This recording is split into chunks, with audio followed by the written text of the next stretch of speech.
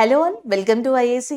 So ఈ వీడియోలో మనం ఇంపార్టెంట్గా ఇప్పుడు డైలీ జరుగుతున్న ఏవైతే కరెంట్ అఫైర్స్ ఉన్నాయో వాటిని ఎగ్జామ్ ఫార్మాట్లో ఎగ్జాక్ట్గా ఇప్పుడు ఎలా అయితే అడుగుతున్నారో అదే క్వశ్చన్ ఫార్మాట్లో మనం ఇక్కడ ప్రాక్టీస్ చేద్దాం. దానికి రిలవెంట్గా ఉన్న ఇన్ఫర్మేషన్ని కూడా ఇక్కడ డిస్కస్ చేద్దాం.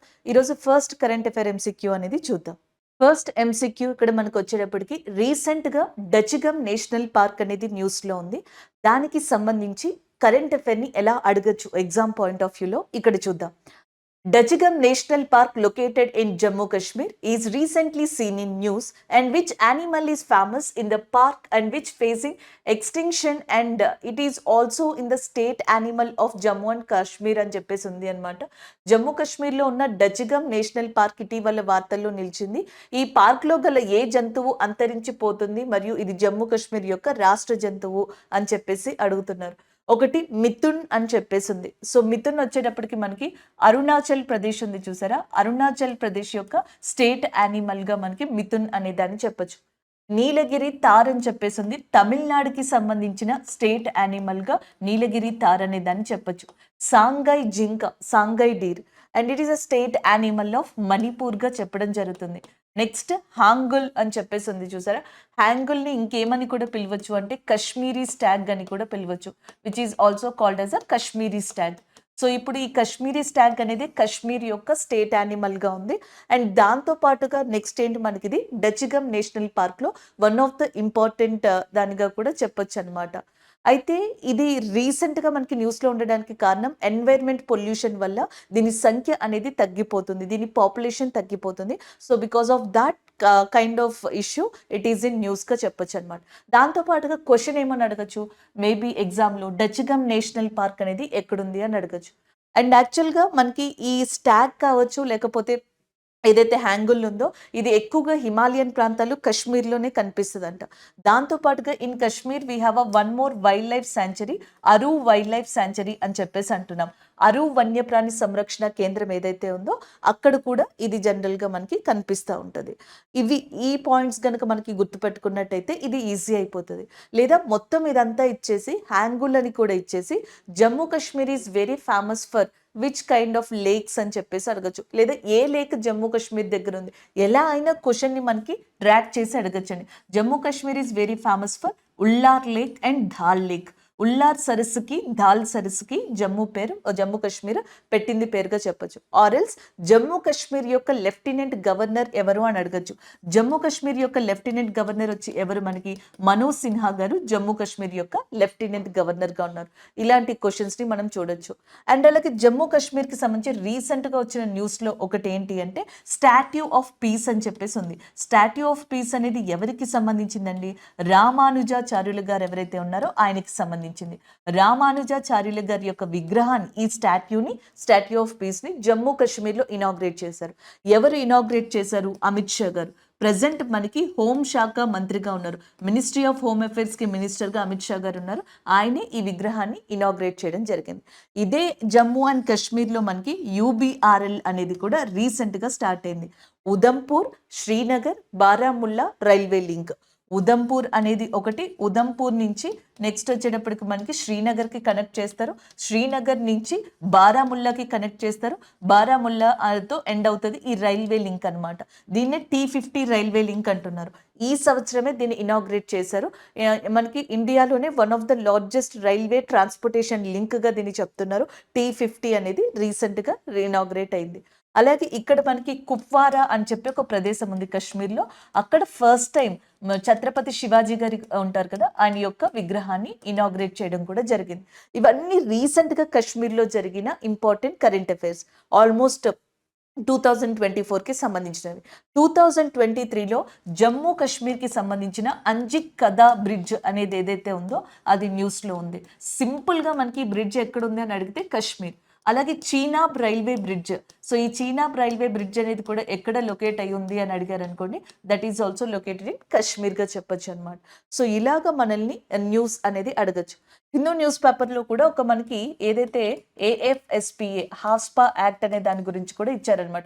ఆర్మ్డ్ ఫోర్సెస్ స్పెషల్ ప్రొటెక్షన్ యాక్ట్గా చెప్తాం అనమాట, స్పెషల్ పవర్ యాక్ట్గా చెప్తాం. I'm so sorry, armed forces special power act 1958లో అప్పట్లో మనకి గవర్నమెంట్ ఆఫ్ ఇండియా తీసుకొచ్చుండే నార్త్ ఈస్ట్ ఇండియా స్టేట్స్ కోసం. 1990లో కూడా కశ్మీర్లో దీన్ని విధించుండే. అయితే ఇప్పుడు హోమ్ మినిస్ట్రీ ఏమనుకుంటుందంటే కశ్మీర్లోంచి ఈ హాస్పా యాక్ట్ని తీసేద్దామని చెప్పేసి అనుకుంటున్నారు. So because of that also recently AFSPA act in Jammu Kashmir is in న్యూస్గా చెప్పొచ్చు. దీనికి సంబంధించి ఇంకా పూర్తి ఎక్స్ప్లెనేషన్ కావాలంటే ఈ స్లైడ్స్లో మన వాళ్ళు ఇచ్చారు, కంప్లీట్గా మీరు ఇక్కడ చూసుకోవచ్చు అనమాట. హ్యాంగుల్ అనే దాన్ని కశ్మీరీ స్టాగ్ అని పిలుస్తారని, అలాగే నెక్స్ట్ మిథున్ అనేది ఏదైతే ఉందో దానిని క్యాటిల్ ఆఫ్ హిల్స్ అని చెప్పేసి పిలుస్తారంట. మిథున్ అనే దాన్ని, ఇది అరుణాచల్ ప్రదేశ్లో లొకేట్ అయి ఉంది. ఇంకొక కరెంట్ అఫైర్ ఏంటి అంటే సెప్టెంబర్ 2023లో అరుణాచల్ ప్రదేశ్లోని ఈ మిథున్ అనే దాన్ని food safety standard authority of India FSSAIA ఉంది చూసారా, ఈ food safety standard authority of India మనకి దీనిని ఎలా రికగ్నైజ్ చేసింది, ఒక ఫుడ్ యానిమల్గా కూడా దీన్ని రికగ్నైజ్ చేసింది, ఆహార జంతువుగా. మనకి వరల్డ్ ఫుడ్ సేఫ్టీ డే ఎప్పుడు, ప్రపంచ ఆహార భద్రతా దినోత్సవం వరల్డ్ ఫుడ్ సేఫ్టీ డే అనేది ఎవ్రీ ఇయర్ కూడా జూన్ 7న సెలబ్రేట్ చేసుకుంటాం. ఎన్వైర్మెంట్ డే ఏమో జూన్ 5th, పర్యావరణ పరిరక్షణ దినోత్సవం. వరల్డ్ ఫుడ్ సేఫ్టీ డే ఏమో జూన్ 7th, అలా మనం గుర్తుపెట్టుకోవాలి. సాంఘై డీర్ ఉంది చూసారా, ఇది మణిపూర్ యొక్క స్టేట్ యానిమల్. అంతేకాకుండా మన ఇండియా మొత్తంలో 106 నేషనల్ పార్క్స్ ఉన్నాయి కదా, 106 జాతీయ పార్కులు ఉన్నాయి ఎట్ ప్రెసెంట్ అనమాట. ఇంకొక 2 ప్రపోజల్లో ఉన్నాయి, యాక్సెప్ట్ అయితే టోటల్గా 108 అవుతాయి. బట్ ప్రెసెంట్ 106 జాతీయ పార్కులు ఉన్నాయి. ఈ 106 జాతీయ పార్కుల్లో ఫ్లోటింగ్ నేషనల్ పార్క్, నీటి మీద తేలియాడే జాతీయ పార్క్గా మనకి దేన్ని చెప్తాము అంటే కీబుల్ లామ్జోవా అనే నేషనల్ పార్క్ని చెప్తాం. సో ఈ నేషనల్ పార్క్ మణిపూర్లోని లోక్తక్ లేక్ ఏదైతే ఉందో దానికి దగ్గరలో ఉంది. మణిపూర్లో ఫేమస్గా మనకి న్యూస్లో ఉంటున్న ట్రైబ్ ఎవరు అంటే కూకీ ట్రైబ్ అనేవాళ్ళు, కూకీ జాతి మణిపూర్కి సంబంధించి ఎక్కువగా న్యూస్లో కనిపిస్తున్నారు. అండ్ ద నెక్స్ట్ వన్ నీలగిరి థార్ లేదా నీలగిరి హిల్స్ అనేది, నీలగిరి హిల్స్ దగ్గర మనకి ఏదైతే తార్ అనేది ఉందో అది తమిళనాడు యొక్క స్టేట్ యానిమల్గా కూడా మనకి చెప్పడం జరుగుతుంది. అయితే అది వెస్ట్రన్ ఘాట్స్లోని నీలగిరి హిల్స్ ఏవైతే తమిళనాడు కేరళకి సంబంధించి ఉంటాయో అక్కడ మనకి ఎక్కువగా కనిపించడం కూడా జరుగుతుంది. సో ఇది మన వాళ్ళు ఇచ్చిన ఎక్స్ప్లెనేషన్. తెలుగు మీడియంలో కావాలంటే తెలుగులో కూడా మనకి ఇక్కడ ఉంటుంది, అలాగే ఇంగ్లీష్లో కూడా ఉంటుంది. మీరు ఒకసారి దీనిని చదువుకోవచ్చు, పాజ్ చేసి మీరు ఒకసారి చూసుకోండి. So this is all about first MCQగా చెప్పొచ్చండి. అలాగే నెక్స్ట్ మనకి సెకండ్ MCQ అనేది చూడండి, రెండో కరెంట్ అఫైర్ ఇక్కడ మనకి. ఇటీవల అంతర్జాతీయ ఖగోళ సంస్థ అండ్ ప్లానెటరీ సిస్టమ్ నామకరణం యొక్క వర్కింగ్ గ్రూప్ చంద్రయాన్ 3 యొక్క ల్యాండింగ్ సైట్ శివశక్తి పేరుని అధికారికంగా ఆమోదించింది. అయితే ఈ అంతర్జాతీయ ఖగోళ యూనియన్ ఏ సంవత్సరంలో ప్రారంభించబడింది అని అడుగుతున్నారు. So recently international astronomical union working group of planetary system nomenclature has officially approved the name of Chandrayaan 3 landing site Shivashakti, and in which year International Astronomical Union is established అని చెప్పేసి జనరల్గా మనకి ఇక్కడ అడుగుతున్నారు అనమాట. సరే ఇక్కడ ఒకసారి చూద్దాం. ఇయర్స్లో 1919, 1929, 1916, 1909 అని ఉన్నాయి. సో ఆన్సర్ వచ్చేటప్పటికి 1919 is a correct answer, option A. International astronomical union ఏదైతే ఉందో అది మనకి 1919లో ఎస్టాబ్లిష్ చేయబడింది. క్వశ్చన్ ఇక్కడ ఏమని అడిగారంటే IAU ఏ ఇయర్లో ఎస్టాబ్లిష్ చేశారని అడిగారు. IAU 1919లో ఎస్టాబ్లిష్ చేశారు. మీకు గుర్తులేదనుకోండి, జలియన్ వాలాబాగ్ ఇయర్ కూడా గుర్తుపెట్టుకోవచ్చు. చాలామంది సాధారణంగా కావాలి అనుకుంటే ఆ సంవత్సరాన్ని గుర్తుపెట్టుకున్న, రౌలత్ యాక్ట్ లాంటివి గుర్తుపెట్టుకున్న ఇది ఈజీగా గుర్తుండిపోతుంది. ఇంటర్నేషనల్ ఆస్ట్రానమికల్ యూనియన్ కూడా అదే టైంలో ఏర్పడింది అనమాట. ఇది ఏం చేస్తుందంటే ప్రపంచంలోని ఇది ఆస్ట్రానమికల్కి సంబంధించి ఖగోళ విషయాలకి సంబంధించి ఒక సుపీరియర్ అథారిటీగా ఉంటుంది అనమాట. మనకి చంద్రయాన్ 3 అనే దాన్ని ఎప్పుడు 2023లో కదా లాంచ్ చేశారు. 2023లో ఆగస్టు 23కి అది చంద్రుడి మీద దక్షిణ ధ్రువం మీద సౌత్ పోల్ మీద ల్యాండ్ అయింది. అందుకే ఆగస్టు 23ని నేషనల్ స్పేస్ డే, జాతీయ అంతరిక్ష దినోత్సవంగా కూడా సెలబ్రేట్ చేసుకుంటాం. ఈ చంద్రయాన్ 3కి సంబంధించి ఏదైతే మనం ఆ ప్లేస్లో ల్యాండ్ అయ్యామో ఆ ప్లేస్కి శివశక్తి అని పేరు పెట్టాం. దాన్ని ఇంటర్నేషనల్ ఆస్ట్రానమికల్ యూనియన్ రీసెంట్గా మనకి రికగ్నైజ్ చేయడం జరిగింది. అదే ఇక్కడ కరెంట్ అఫైర్గా కూడా చెప్తున్నారు. ఈ చంద్రయాన్ 3 సక్సెస్ ఏదైతే ఉందో, సో ఆ సక్సెస్ వల్ల మనం ఇస్రోకి సంబంధించి 2 అవార్డుని కూడా పొందాం. ఇస్రో 2023లోనేమో మనకి టీమ్ ఆఫ్ ద ఇయర్ అవార్డుని ఒకదాన్ని పొందింది. రీసెంట్గా యుఎస్ఏలో నిర్వహించిన ఒక సమావేశంలో ఏవియేషన్ వీక్ లారెంట్ అవార్డు అనేది కూడా ఇస్రోకి దక్కిందనమాట. ఇస్రో యొక్క చైర్పర్సన్గా ప్రజెంట్ ఉన్నది ఎవరు అంటే సోమనాథన్ గారుగా చెప్పొచ్చు. అసలు మనకి ఇస్రో లాంటివి ఏర్పడడానికి కారణం father of space programme in India, father of space programme in ఇండియాగా చెప్పుకుని విక్రమ్ సారాభాయ్ గారుగా కూడా చెప్పొచ్చు అనమాట. ఇది ఇంకొక పాయింట్గా మనం ఇక్కడ చూసుకోవచ్చు. అలాగే నెక్స్ట్ వచ్చేటప్పటికి ఇదంతా చంద్రయాన్ 3కి సంబంధించి. రీసెంట్గా కొన్ని క్వశ్చన్స్ డిఫరెంట్గా కూడా వస్తున్నాయి. మనకి చంద్రయాన్ 3 అనేది ఎప్పుడు లాంచ్ చేశారు? 2023లో కదా. అసలు ఫస్ట్ చంద్రయాన్ 1 ఎప్పుడు స్టార్ట్ అయింది? చంద్రయాన్ 1 అనేదంట 2008 ఆ టైంలో మనకి లాంచ్ చేశారు. కానీ ఇక్కడ ఒక డిఫరెంట్ క్వశ్చన్ ఉంది. మనం థియరీ పార్ట్లో కూడా డిస్కస్ చేసుకున్నాం. చంద్రయాన్ 1 అసలు ప్రాజెక్ట్ అనుకున్నది 2003లో, కానీ అప్పట్లో రష్యా యొక్క డిలే వల్ల 2008కి అది పోస్ట్పోన్ చేయబడింది. ఇలాంటి క్వశ్చన్స్ని కూడా జనరల్గా మనకి అడిగే ఛాన్సెస్ ఉన్నాయి. చంద్రుడి మీదకి ఫస్ట్ మనం చంద్రయాన్ 1 ద్వారా వెళ్ళాం. దాని తర్వాత చంద్రయాన్ 2 2019 ఆ టైంలో మనం దాన్ని లాంచ్ చేయడం జరిగింది. చంద్రయాన్ 3 2023లో దీన్ని లాంచ్ చేసాం. దీనికి ఒక ల్యాండర్ని యూజ్ చేసాం, అలాగే దాంతోపాటుగా రోవర్ని కూడా యూజ్ చేయడం జరిగింది. ల్యాండర్ పేరు వచ్చేటప్పటికి ఏంటి? ల్యాండర్ పేరు వచ్చేటప్పటికి విక్రమ్గా చెప్తాం, అలాగే రోవర్ పేరు వచ్చేటప్పటికి ప్రజ్ఞ అనే దానిగా కూడా చెప్పడం జరుగుతుంది. ఇవి గుర్తుపెట్టుకోవాలి. ఇవి ఒకట. And the next one, Chandrayaan అయిపోయిన తర్వాత 2023లో మనం ఇంకొక అచీవ్మెంట్ కూడా చేసాం. సూర్యుడి దగ్గరికి, సన్ దగ్గర కోసం అని చెప్పేసి ఆదిత్య L1 అనే దాన్ని కూడా లాంచ్ చేసాం. లాగ్రేంజింగ్ పాయింట్ 1 ఆదిత్య L1 అనేది సూర్యుడి కోసమని ఇండియా లాంచ్ చేసినట్టుగా కూడా చెప్పొచ్చు అనమాట. ఇస్రో తన ముఖ్యమైన శాటిలైట్స్ అన్నిటిని ఎక్కడి నుంచి లాంచ్ చేస్తుంది? సతీష్ ధావన్ స్పేస్ సెంటర్ అని చెప్పేసి ఉంటుంది. సో ఈ సతీష్ ధావన్ స్పేస్ సెంటర్ ఆంధ్రప్రదేశ్ దగ్గర ఉంది. సో ఇక్కడి నుంచి మనకి లాంచ్ చేయడం జరుగుతుంది. అలాగే ఇండియా యొక్క ఫస్ట్ స్పేస్ పోర్ట్ అనేది కూడా Satish Dhawan space centre. Second space port వచ్చేటప్పటికి ఇప్పుడు రాబోతుంది, తమిళనాడులో తీసుకురాబోతున్నారు. దాని పేరు కులశేఖర పట్టణంగా చెప్తాం. Recently it is in news. Kulasekhara పట్టణం సెకండ్ స్పేస్ పోర్ట్ ఆఫ్ ఇండియాగా చెప్పడం జరుగుతుంది. ఫస్ట్ది వచ్చేటప్పటికేమో మనకి సతీష్ ధావన్ ఇన్ ఆంధ్రప్రదేశ్, సెకండ్ది కులశేఖర పట్టణంగా చెప్పొచ్చు అనమాట. సో ఇది కూడా న్యూస్లో ఉంది.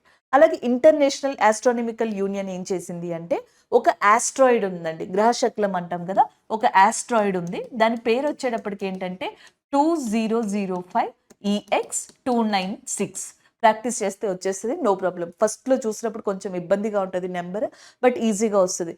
2005 EX296 అనే ఆస్ట్రాయిడ్ ఏదైతే ఉందో రీసెంట్గా దాని పేరు మార్చారు. జయంత్ గారుగా మార్చడం జరిగింది. జయంత్ అనే పర్సన్ ఇండియా యొక్క సైంటిస్ట్ అనమాట. నాసాకి సంబంధించి ఒక మిషన్లో ఆయన మనకి హెల్ప్ చేయడం జరిగింది వాళ్ళకి. సో దానికి సంబంధించి హెల్ప్ చేయడం అంటే ఆయన రీసెర్చెస్ కావచ్చు, ఆయన పరిశోధనలు కావచ్చు, బాగా యూజ్ అయ్యాయి. సో అలాంటి కాంట్రిబ్యూషన్ చేసిన జయంత్ గారి యొక్క నేమ్ని ఎవరికి మనకి పెట్టారంటే ఆస్ట్రాయిడ్కి ఆయన పేరుని రీసెంట్గా పెట్టడం జరిగింది. దట్ ఈజ్ ఏ న్యూస్గా చెప్పడం జరుగుతుంది అనమాట. ఇవన్నీ కూడా మనకి ఇప్పుడు రీసెంట్ అప్డేట్స్. మనకి ఒరిజినల్గా 9 గ్రహాలు ఉండేవి, 9 ప్లానెట్స్. ఇప్పుడు ఎన్ని ప్లానెట్స్ ఉన్నాయంటే 8 ఉన్నాయి. ఏ ప్లానెట్ని రిమూవ్ చేశారంటే ప్లూటోని గ్రహాల లిస్ట్ నుంచి తీసేశారు. అలా తీసేసింది కూడా ఇంటర్నేషనల్ ఆస్ట్రానమికల్ యూనియన్. మనం కరెంట్ అఫైర్ అనుకుని ఏం చదువుకుని వెళ్తాం? International astronomical union is given or recognised Shivshakti is a place of Chandrayaan 3 landing ప్లేస్గా మనం చదువుకుని వెళ్ళిపోతాం. దీని director, headquarters, established year అన్నీ చదువుకుని వెళ్తాం. మనం చదువుకుందంతా అక్కడ క్వశ్చన్గా ఇలా వచ్చేస్తుంది. సో వచ్చిన తర్వాత ఈ ఇంటర్నేషనల్ ఆస్ట్రానమికల్ యూనియన్ ఈ కింది ఏ ప్లానెట్స్లో ఒక ప్లానెట్ని రిమూవ్ చేసింది ప్లానెట్ లిస్ట్ నుంచి అని అడుగుతారు. గ్రహాల్లో ఏ గ్రహాన్ని గతంలో 2006 ఆ ప్రాంతంలో రిమూవ్ చేసింది ప్లానెట్ లిస్ట్ నుంచి అని అడుగుతారు. అప్పుడు త్వరగా కొంతమందికి స్ట్రైక్ అవ్వదు. ఇలాంటి క్వశ్చన్స్ చూసుకుంటూ ఉండాలి. దట్ ఈస్ అ ప్లూటో అండి. And the next one, international astronomical union ఉంది చూసారా, దీని యొక్క హెడ్ క్వార్టర్స్ వచ్చేటప్పటికి ప్యారిస్లో ఉంది. ఇప్పుడు ఇది ఎక్కడ ఎస్టాబ్లిష్ చేశారో తెలుసు, అలాగే ఏ ఇయర్లో ఎస్టాబ్లిష్ చేశారో తెలుసు, ఎందుకు కరెంట్ అఫైర్లో ఉందని కూడా తెలుసు. కాబట్టి హిస్టారికల్ బ్యాక్గ్రౌండ్ నుంచి ఇచ్చిన, ప్రజెంట్ నుంచి ఇచ్చిన క్వశ్చన్ ఎట్లా ట్విస్ట్ చేసి ఇచ్చినా మనం ఆన్సర్ చెయ్యగలం. లేదు, there is a one more chance. అందరి ఫోకస్ ఎక్కడుంటుంది? ఇంటర్నేషనల్ ఆస్ట్రానమికల్ యూనియన్ పట్టిందే పట్టుగా దీనికి సంబంధించి దీని ప్లేస్, దీని మొత్తం చరిత్ర, దీని యొక్క కంప్లీట్ లిస్ట్ అంతా చదువుకుని వెళ్తారు. మన ఎగ్జామ్లో ఏమవుతుంది, క్వశ్చన్ వచ్చేటప్పటికి ఎలా ఇస్తారు? ఇంటర్నేషనల్ ఆస్ట్రానమికల్ యూనియన్లో ఈ పార్ట్ తీసుకోవచ్చు, మేబీ ఆస్ట్రానమికల్ ఖగోళ విషయాలు, ఖగోళానికి సంబంధించినవి న్యూస్లో ఉంది. కాబట్టి మనకి క్వశ్చన్ ఎలా పడుతుంది, ఎరైజ్ అనేది లేదా ఎరైజ్ అనేది ఎక్కడుంది అని చెప్పేసి, ఇట్లా ఎరైజ్ అనేది ఎక్కడుంది అని చెప్పేసి అడగచ్చు అనమాట. సో అప్పుడు కొంతమందికి స్ట్రైక్ అవ్వదు. ఎరైజ్ అనేది మనకి బ్రిటన్ అంటే మనకి యూకేలో ఉందా, లేకపోతే ఇండియాలో ఉందా, లేకపోతే యుఎస్ఏలో ఉందా, ఆస్ట్రేలియాలో ఉందా, ఇలా ఒక క్వశ్చన్ అడిగే ఛాన్సెస్ ఉంటాయి. ఎరైజ్ అనేది ఇండియాకి సంబంధించింది. ఎస్పెషల్లీ ఇండియాలో ఉత్తరాఖండ్లో లొకేట్ అయి ఉందన్నమాట. ఉత్తరాఖండ్లో one of the important hill స్టేషన్గా చెప్పొచ్చు నైనతల్ అని చెప్పేసి, ఈ నైనతల్ ప్రాంతంలో ఉంది. ఎరైజ్ అంటే అర్థం Aryabhatta research institute of observatory scientifical థింగ్స్గా చెప్పొచ్చు అనమాట. లేకపోతే ఖగోళ విషయాలకి, ఆస్ట్రానమికల్ థింగ్స్ అనమాట. సో ఖగోళ విషయాలకి సంబంధించి పరిశోధనలు మరియు అబ్జర్వ్ చేసే ఒక కేంద్రం ఆర్యభట్ట రీసెర్చ్ ఇన్స్టిట్యూట్, ఎరైజ్గా చెప్తాం. ఇది ఉత్తరాఖండ్లో లొకేట్ అయి ఉంది. సో ఈ నైనటల్ దగ్గరే మనకి దేవస్థల్ టెలిస్కోప్ అనేది కూడా ఉంది. ఇండియాకి సంబంధించి ఒక టెలిస్కోప్ కూడా ఉంది, దేవస్థల్ టెలిస్కోప్గా చెప్తాం.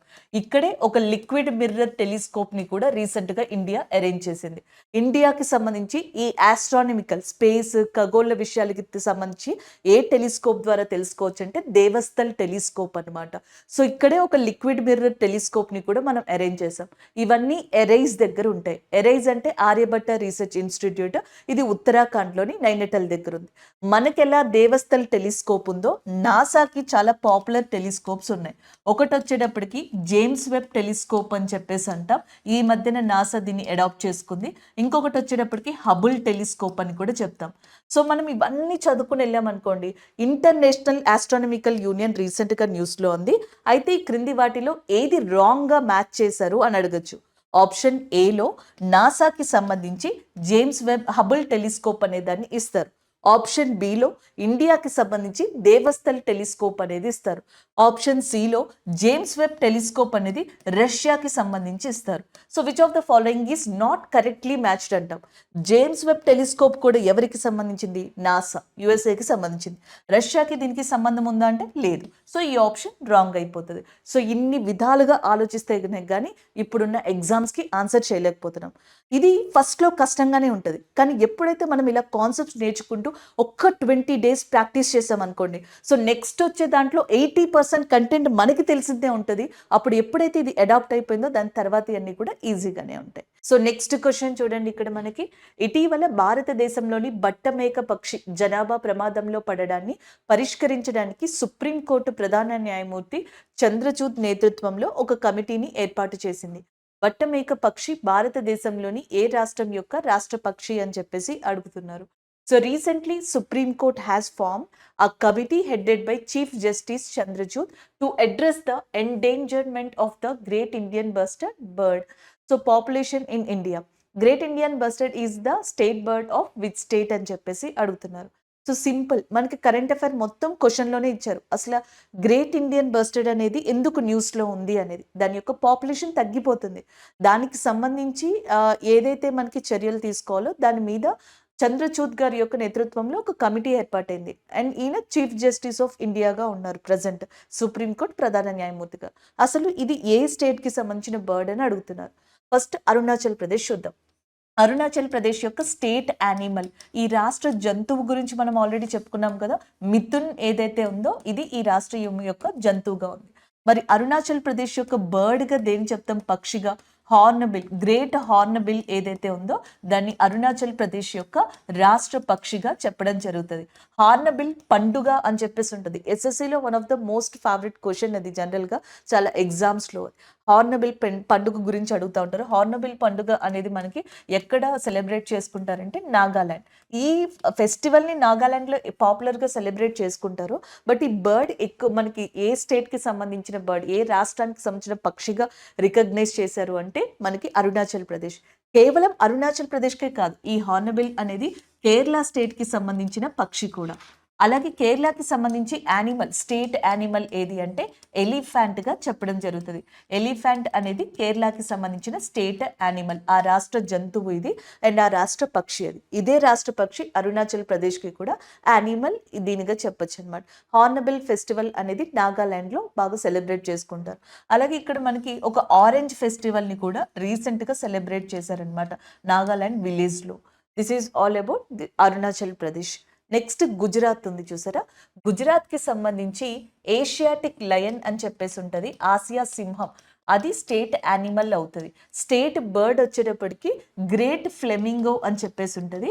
ఇది మనకి ఇదే గుజరాత్ ఏదైతే ఉందో గుజరాత్కి సంబంధించిన పక్షి, ఆ రాష్ట్ర పక్షి ఏది అంటే ఫ్లెమింగో అని చెప్పేసి అంటాం.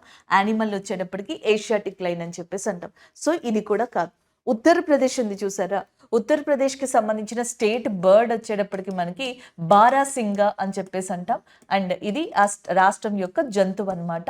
అండ్ నెక్స్ట్ వచ్చేటప్పటికి ఆ రాష్ట్రం యొక్క జంతువుగా, యానిమల్గా బారాసింగా అనే దాన్ని చెప్తాం. బర్డ్ వచ్చేటప్పటికి మనకి క్రేన్ అనమాట, సరాసు క్రేన్ అని చెప్పేసి అంటాము, లేదా కొంగ అని కూడా అనొచ్చు. సో క్రేన్ వచ్చేటప్పటికి ఉత్తరప్రదేశ్ యొక్క స్టేట్ బర్డ్ అండ్ యానిమల్ వచ్చేటప్పటికి బారాసింగా.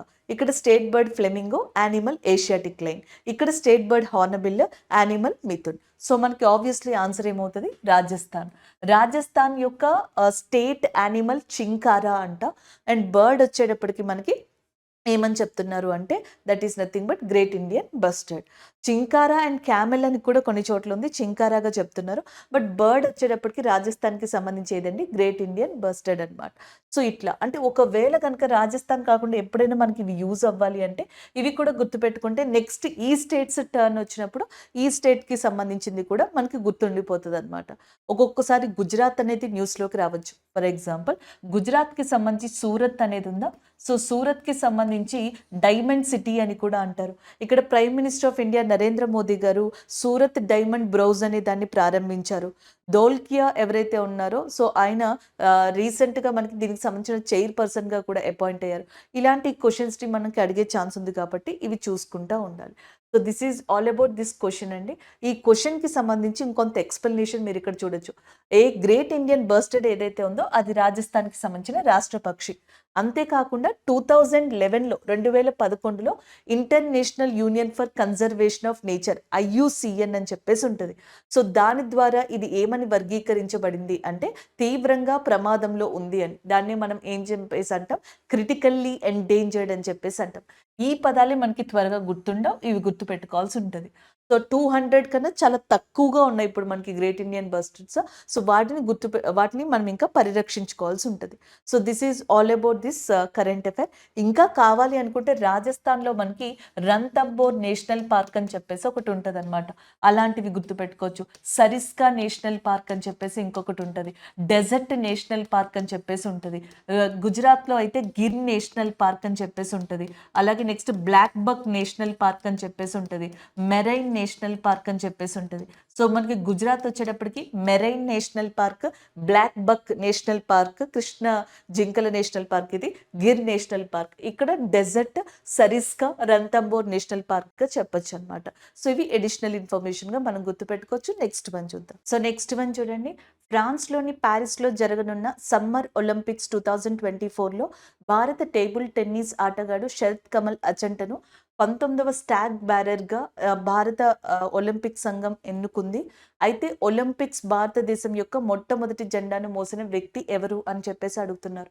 అండ్ నెక్స్ట్ ఇక్కడ చూడొచ్చు. Indian Olympic association has named Indian table tennis player Sharath Kamal Achanta as the 19th flag bearer for India at the Summer Olympics 2024 will be held in Paris and France. Who has the first flag barrier in India in Olympics అని చెప్పేసి అడుగుతున్నారు. ఇవి అండి ఇప్పుడు వస్తున్న present questions. So మనకి historical background తెలియకపోవడం వల్ల ప్రాబ్లం అవుతున్నాయి. సో మనకి ఫస్ట్ ఫ్లాగ్ బ్యారియర్గా ఉన్నది ఎవరు అంటే పూర్మ బెనర్జీ గారు అనమాట. ఇది డైరెక్ట్గా ఆన్సర్ గుర్తుపెట్టుకోండి.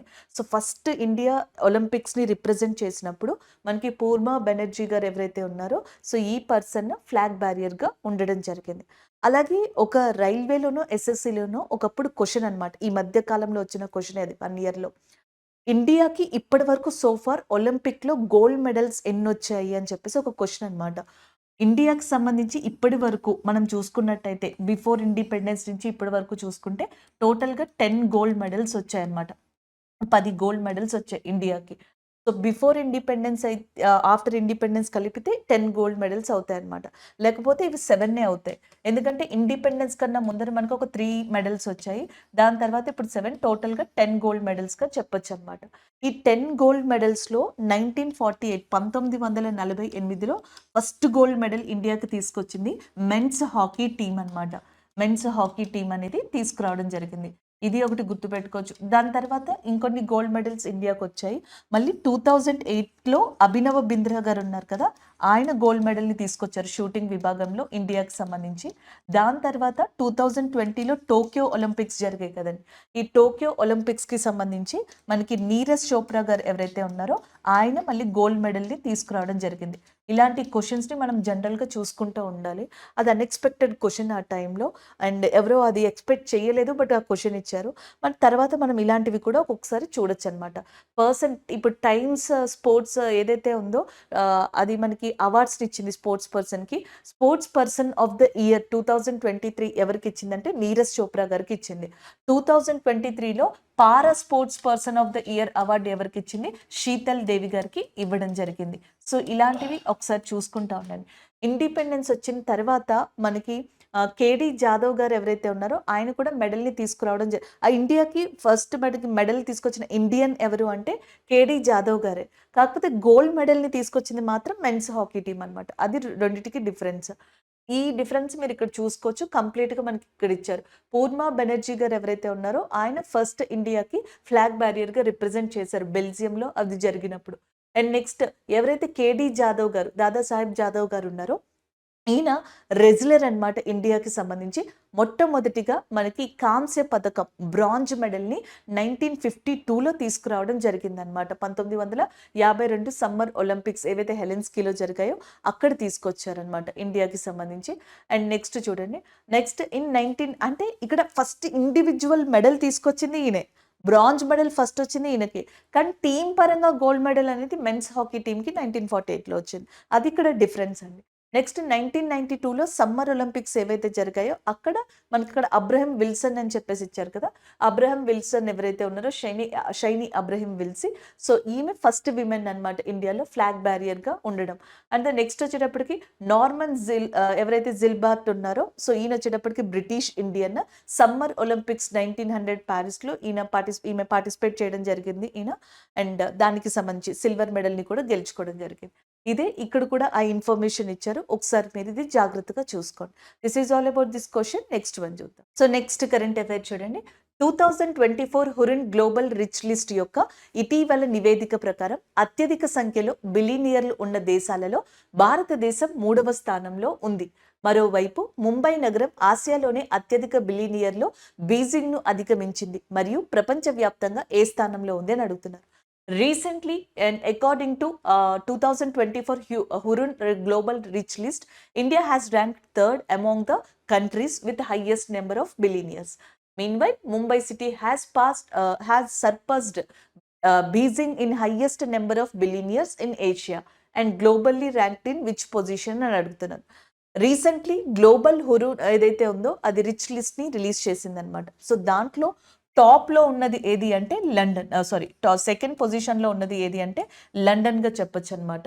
సో ఫస్ట్ పొజిషన్ వచ్చేటప్పటికి న్యూయార్క్ అనేది ఉండడం జరిగింది. New York first position, second position London, and third position వచ్చేటప్పటికి ఇండియా. ఓవరాల్గా ఇండియాలో ఏది అంటే మనకి ముంబై అనమాట. సో ఇది అయితే ఇది వరకు మనకి ఏషియా కంట్రీస్ మొత్తంలో కూడా చైనా లేదా బీజింగ్ అనేది టాప్లో ఉండేది ఎప్పుడు. అయితే బీజింగ్‌ని సప్రెస్ చేసి ముంబై ఇప్పుడు ఏషియా కంట్రీలోని టాప్. ఏషియా మొత్తంలో కూడా మనమే టాప్‌లో ఉన్నాం. ప్రపంచంలో అయితే మన ముందర ఇంకొక 2 కంట్రీస్ ఉన్నాయన్నమాట. అది ఈ రెండిటికి డిఫరెన్స్. అయితే ఇక్కడ చూడండి, ఏషియాలో ముంబై అనేది టాప్‌లోకొచ్చింది బీజింగ్‌ని సప్రెస్ చేసి. అయితే ప్రపంచంలో ఏ ర్యాంక్‌లో ఉంది అని అడుగుతున్నారు. థర్డ్ ర్యాంక్‌లో ఉంది. ఫస్ట్‌లో న్యూయార్క్, సెకండ్‌లో మనకి లండన్ అనేవి ఉన్నాయి. అదే ఇక్కడ కరెంట్ అఫైర్‌గా మనం చెప్పొచ్చు. సో ఇది మనకిప్పుడు బిలీనియర్స్, ఇండియాలో ఉన్న బిలీనియర్స్‌కి సంబంధించి వన్ ఆఫ్ ద హబ్‌గా మారింది. ఫినాన్షియల్ క్యాపిటల్ ఆఫ్ ఇండియాగా కూడా ముంబైని జనరల్‌గా మనం చెప్పొచ్చు. సో అలాంటి ముంబై ఏదైతే ఉందో అక్కడ మనకిప్పుడు బిలీనియర్స్ 92 మంది దాకా ఉన్నారు. బీజింగ్‌లో 91 ఉన్నారు. ఇప్పుడు ముంబైలో 92 ఉన్నారు.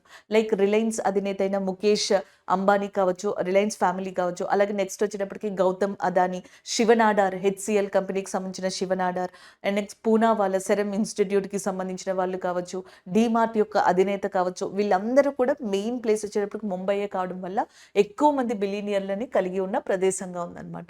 సో ఇక్కడ మీరు చూడొచ్చు, గ్లోబల్ హురూన్ రిచెస్ట్ లిస్ట్‌లో 92 మెంబర్స్ ముంబైకి సంబంధించిన వాళ్ళు ఉన్నారు.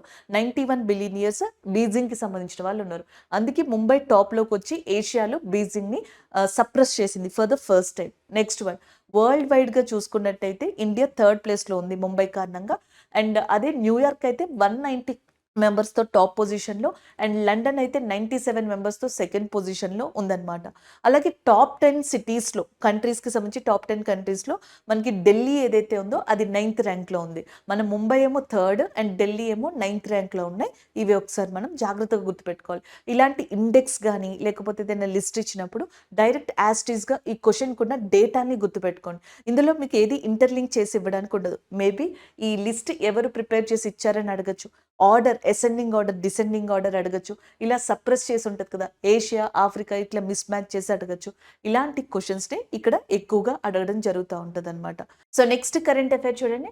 1973లో ప్రారంభమైన చిప్కో ఉద్యమం 50 ఏళ్లు పూర్తి చేసుకుంది. సుందర్లాల్ బహుగుణ నాయకత్వంలో ఏ రాష్ట్రంలోని చమోలి జిల్లాలో రేని గ్రామంలో అటవీ నిర్మూలనకు వ్యతిరేకంగా ఈ ఉద్యమం ప్రారంభమైంది అని అడుగుతున్నారు. Chipko movement, which is started in 1973, has marked its 50th anniversary. This movement is started against deforestation at Reni village in Chamoli district of which state under the leadership of Sundarlal Bahugun. So Sundarlal Bahuguna అనే ఒక పర్యావరణవేత్త, ఒక activist, ఆయన ఏం చేశారంటే చిప్కో ఉద్యమం అనే దాన్ని start చేశారు. ఎప్పుడు స్టార్ట్ చేశారు అనేది కూడా ఇచ్చారు, 1973లో.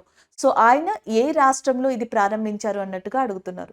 In which state he started this movement? Uttarakhand. Option D is the correct answer. So ఉత్తరాఖండ్లో మనకి ఇండియా యొక్క హైయెస్ట్ డ్యామ్ అనేది లొకేట్ అయ్యి ఉందన్నమాట. Highest dam.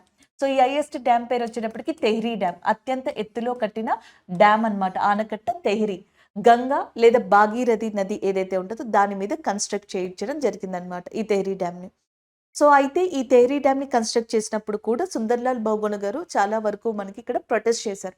ఎందుకంటే డ్యామ్ని కన్స్ట్రక్ట్ చేయాలి అంటే చుట్టుపక్కల ఒకవేళ డ్యామ్కి ఏదైనా ఏదైనా జరిగింది అనుకోండి, మేబీ సో టెక్నికల్ ప్రాబ్లం వచ్చినా వాటర్ అంతా కిందకి కొట్టుకొని పోవడం, దానివల్ల చెట్లన్నీ కొట్టుకుపోవడం, అడవులు అన్నీ కంప్లీట్గా కొలాప్స్ అయిపోవడం, ఇవన్నీ జరుగుతూ ఉంటాయి.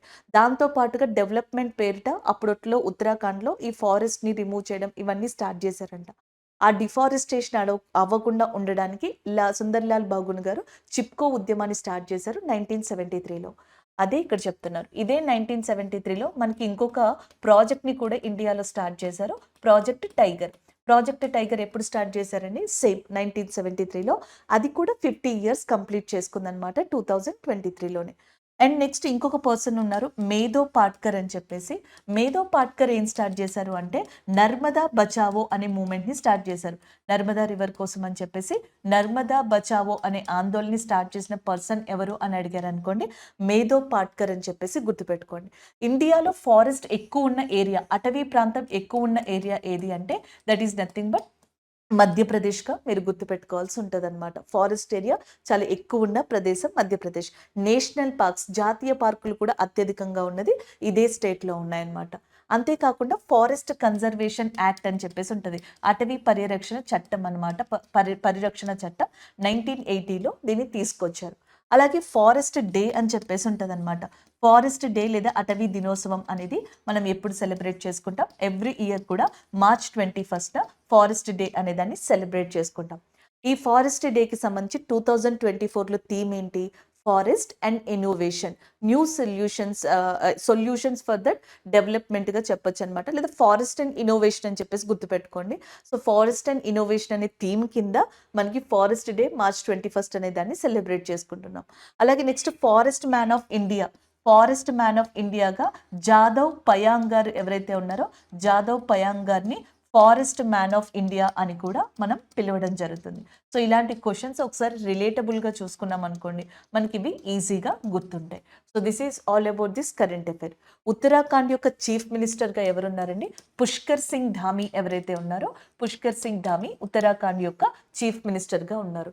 అది ఒకటి. నెక్స్ట్ ఉత్తరాఖండ్‌లో సిల్కియారా టన్నెల్ అని చెప్పేసి ఉంది. ఇది న్యూస్‌లో ఉంది. ఈ సిల్కియారా టన్నెల్ న్యూస్‌లో ఉండడానికి 2 కారణాలున్నాయి. ఒకటి, ఈ టన్నెల్ దగ్గర ఏదైతే వర్క్ జరుగుతుందో అండ్ ఆ వర్క్ జరిగే ప్రదేశంలో 41 మంది లేబర్స్ మనకి 16 రోజులు ఇరుక్కుపోయారనమాట. స్ట్రక్ అయిపోయారు. వాళ్ళందరినీ కూడా బయటికి సక్సెస్‌ఫుల్‌గా తీసుకొచ్చారు. రీసెంట్‌గా ఇక్కడ వర్క్ చేస్తున్న ఒక కంపెనీ యొక్క బిల్డింగ్ అనేది కొలాప్స్ అయింది. అందుకని సిల్కియారా టన్నెల్ అనేది న్యూస్‌లోకి రావడం జరిగింది.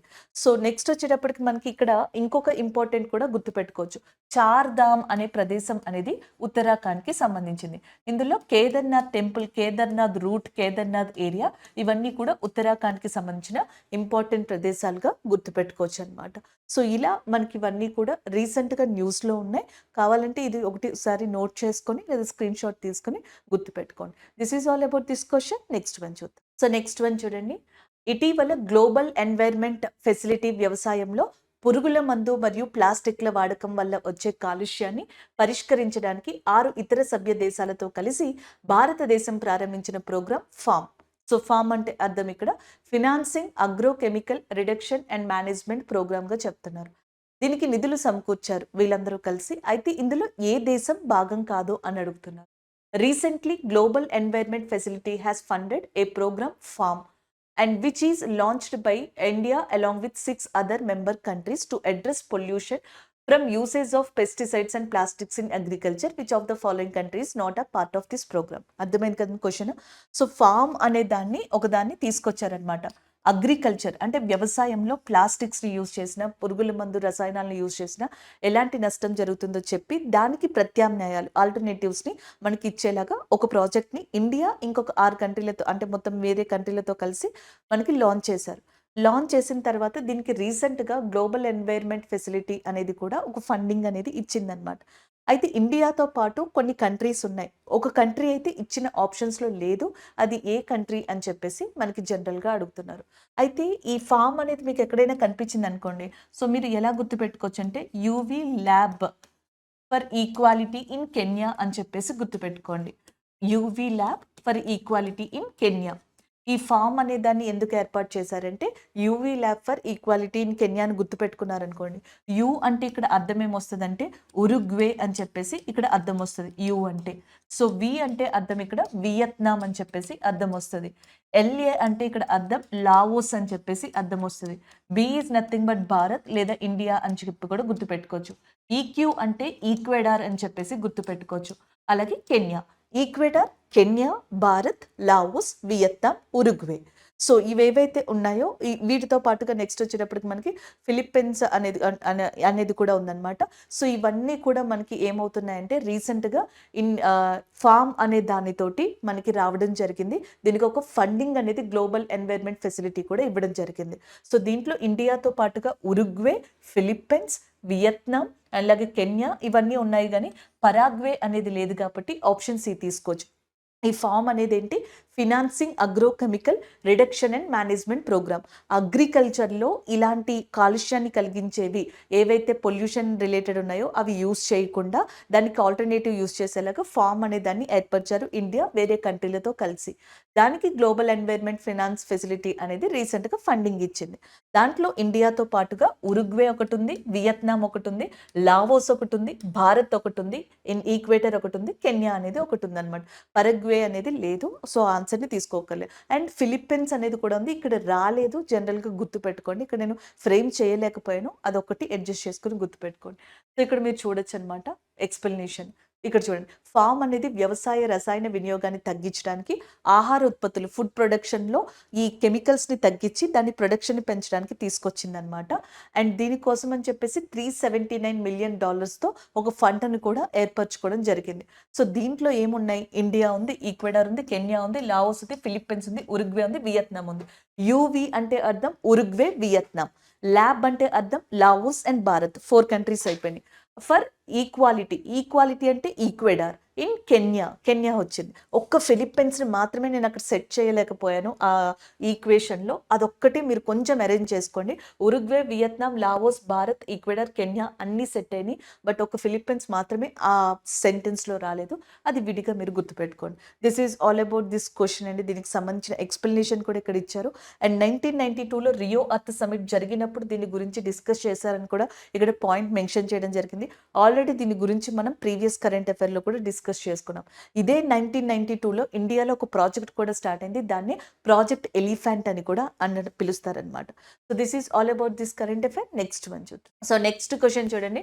ఇటీవల ఐఆర్‌డిఐ యొక్క బీమా ట్రినిటీలో భాగమైన బీమా సుగమ్ అనే ఆన్లైన్ బీమా మార్కెట్ ప్లేస్‌ను ఏర్పాటు చేయడానికి insurance regulatory and development authority of India ఆమోదించింది. అయితే ఐఆర్‌డిఐ ఏ సంవత్సరం నాటికి అందరికీ బీమా సాధించాలనే లక్ష్యంతో ఉంది. Recently, Insurance Regulatory and Development Authority of India has approved the setting up of an online insurance marketplace called Bima Sugam, which is a part of IRDAI Insurance Trinity, and by which year IRDAI has a goal to achieve insurance for all అని చెప్పేసి ఉందన్నమాట. So ఇక్కడ క్వశ్చన్లోనే current affair ఉంది. బీమా సుగం రీసెంట్గా launch చేశారు. అది IRDI యొక్క సపోర్ట్తోనే లాంచ్ చేశారు. గవర్నమెంట్ ఆఫ్ ఇండియాకి ఒక లక్ష్యం ఉంది. ఏంటి? 2047 కల్లా ఇండియాలో ఉన్న అందరికీ ఇన్సూరెన్స్ అనేది అందించాలి అని. దానికోసమే బీమా ట్రైనిటీ అనే ఒకదాన్ని మనకి తీసుకొచ్చింది, ప్రపోజ్ చేసింది. దాంట్లో 3 పార్ట్స్ ఆఫ్ ఇనిషియేటివ్స్ని చెప్పింది. అందులో ఒక ఇనిషియేటివే బీమా సుగం. దాన్ని లాంచ్ చేశారు. ఆ లాంచ్ చేసింది ఇక్కడ ఇచ్చేశారు. అసలు టార్గెట్ ఇయర్ ఎంత అని అడుగుతున్నారు? 2014. ఒకసారి దీనికి సంబంధించింది ఇక్కడ చూడండి. బీమా ట్రైనిటీ అంటే 3 ఉంటాయి ఇందులో. ఒకటి బీమా వాహక్ అని ఉంటుంది, బీమా విస్తార్ అని ఉంటుంది, బీమా సుగమ్ అని చెప్పేసి ఉంటుందన్నమాట. సో ఇందులో బీమా వాహక్ అని ఉంది చూసారా? ఇదేంటి అంటే జనరల్గా మనకి విలేజ్ లెవెల్లో ఏదైతే మనకి విమెన్ ఓరియంటెడ్ ఎంప్లాయీస్ కావచ్చు, విమెన్ ఓరియంటెడ్ ఉంటారు, సెల్ఫ్ హెల్ప్ గ్రూప్స్ ఇట్లాంటివన్నీ కూడా గ్రామ పంచాయత్ లెవెల్లో. సో వీళ్ళని మనకి ఈ ఇన్సూరెన్స్కి సంబంధించి అవగాహన కల్పించడం, వీళ్ళు విలేజ్ లెవెల్లో వాళ్ళకి అవగాహన కల్పించి అందరూ ఇన్సూరెన్స్ చేసుకునేలాగా మనకి చేయడం, ఇది దీని యొక్క బాధ్యత. నెక్స్ట్ బీమా విస్తార్. ఇన్సూరెన్స్ అంటే ఒక పాలసీయే ఉండదు కదండి. జనరల్గా ఇందులో మనకి యాక్సిడెంటల్కి సంబంధించి, వెహికల్స్కి సంబంధించి ఇలా డిఫరెంట్ ఉంటాయి. అన్నిటినీ ఒక చోటకి తీసుకురావడం.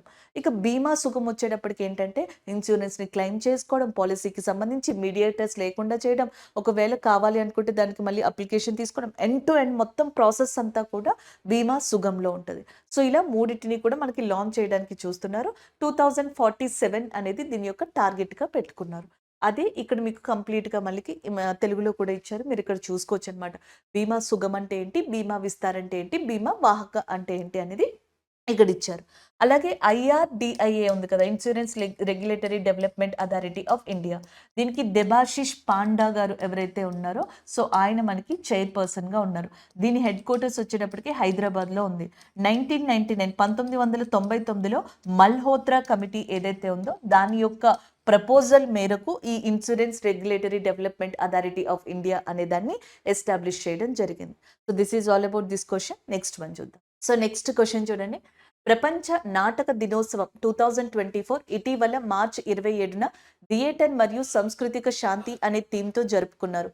ఇంటర్నేషనల్ థియేటర్ ఇన్స్టిట్యూట్ ఏ సంవత్సరంలో ప్రపంచ నాటక దినోత్సవాన్ని ప్రారంభించింది? So international theatre day 2024 recently celebrated on March 27th. Date గుర్తుపెట్టుకోండి. 21st ఏమో forest day, 22nd world water day, ప్రపంచ వాతావరణ దినోత్సవం మీటరలాజికల్ డే అనేదేనేమో మనకి 23rd. సో ఇలాంటివన్నీ ఆల్రెడీ చూసుకున్నాం కదా. అయితే మనకి ఇంటర్నేషనల్ విమెన్స్ డే వచ్చేటప్పటికి మార్చ్ 8. ఈ ఇంపార్టెంట్ డేస్ చూసుకుంటూ ఉండాలి. మార్చ్ 27th వచ్చేటప్పటికి ఇంటర్నేషనల్ థియేటర్ డే అనమాట. దీని యొక్క థీమ్ ఈ సంవత్సరం theatres and culture of piece అనేది. అయితే అసలు ఫస్ట్ ఎప్పుడు స్టార్ట్ చేశారు దీన్ని అని అడుగుతున్నారు. 1961లో స్టార్ట్ చేశారు. 1961లో దీన్ని స్టార్ట్ చేయడం జరిగింది అనమాట. అలాగే నెక్స్ట్ వన్ చూడండి. 1961లో ఇంటర్నేషనల్ థియేటర్ ఇన్స్టిట్యూట్ ఐటీఐ ఏదైతే ఉందో సో దీని ద్వారా ప్రారంభించారనమాట 1961లో. అండ్ నెక్స్ట్ ఐటీఐ అనేది ఎప్పుడు ఎస్టాబ్లిష్ చేయబడింది? 1948లో ఎస్టాబ్లిష్ చేయబడింది అనమాట. దీని హెడ్ క్వార్టర్స్ అనేది ఫ్రాన్స్ ప్యారిస్లో ఉంది. చూడండి, ఇంటర్నేషనల్ ఆస్ట్రానమికల్ యూనియన్ ఇది ఒకటి కావచ్చు, ఇంటర్నేషనల్ థియేటర్ ఏదైతే ఉందో ఇన్స్టిట్యూట్ ఆఫ్ థియేటర్ ఐటీఐ ఇది కావచ్చు, యునెస్కో యొక్క హెడ్ క్వార్టర్స్ కావచ్చు, ఇవన్నీ కూడా ఉన్నవి మనకి ఎక్కడ అంటే ప్యారిస్లోనే లొకేట్ అయి ఉన్నాయన్నమాట, ఫ్రాన్స్ యొక్క క్యాపిటల్. అలా వీటిని గుర్తుపెట్టుకోవచ్చు. ఈ రోజు రివ్యూ చూద్దాం మనం. Dachigam national park, Kashmiri stag లేదా హ్యాంగుల్ దానికి సంబంధించి డిస్కస్ చేసుకున్నాము. ఒకటి, చంద్రయాన్ 3 ల్యాండింగ్ సైట్ శివశక్తిని ఇంటర్నేషనల్ ఆస్ట్రానమికల్ యూనియన్ గుర్తించిందని డిస్కస్ చేసాం. Expert committee on great Indian bustard రాజస్థాన్కి సంబంధించి అది డిస్కస్ చేసాం. Sharath Kamal Achanta 19th flag bearer of Olympics ఏవైతే ప్యారిస్లో జరగబోతున్నాయో దాని గురించి డిస్కస్ చేసాం. హురూన్ గ్లోబల్ రిచెస్ట్ లిస్ట్లో New York top, London second and ఇండియాకి సంబంధించిన ముంబై థర్డ్లో ఉంది. ఏషియాలో ముంబైయే టాప్, దాని తర్వాత బీజింగ్ ఉంది చైనాకి సంబంధించి. 50th anniversary of Chipko movement, దీన్ని సుందర్లాల్ బహుగుణా అని ఆయన 1973లో ప్రారంభించారు. And next financing agrochemical reduction and management programme, దీనికి ఏమని గుర్తుపెట్టుకోమన్నాను? యూవీ ల్యాబ్ అంటే ఉరుగ్వే, వియత్నాం, ల్యాబ్ అంటే Laos and Bharat, inequality Kenya అని చెప్పేసి గుర్తుపెట్టుకోమన్నాను. ఈక్వెడర్ అండ్ కెన్యా, ఈ కంట్రీస్తో పాటుగా Ecuador, Kenya, Uruguay and next Vietnam and Laos, Bharat, ఈ 6 కంట్రీలతో పాటుగా ఫిలిప్పీన్స్ ఒక్కటే అక్కడ మనం సెట్ చేయలేకపోయాం, ఆ ఫిలిప్పీన్స్. మొత్తం ఈ కంట్రీలన్నీ కలిసి ఫామ్ అనే దాన్ని ఏర్పాటు చేసుకున్నాయి. నెక్స్ట్ ఐఆర్డిఐ బీమా సుగమ్ అనే దాన్ని లాంచ్ చేసింది. దేబాశిష్ పాండా దీనికి చైర్మన్గా ఉన్నారు. హెడ్ క్వార్టర్స్ వచ్చేటప్పటికి హైదరాబాద్లో లొకేట్ అయి ఉంది. International theatre day March 27th celebrate చేసుకుంటారు. సో దానికి సంబంధించిన కరెంట్ అఫైర్ని మనం డిస్కస్ చేసుకున్నాం. ఇవి ఈరోజు మనం ఓవరాల్గా డిస్కస్ చేసుకున్న ఎంసీక్యూస్. Thank you.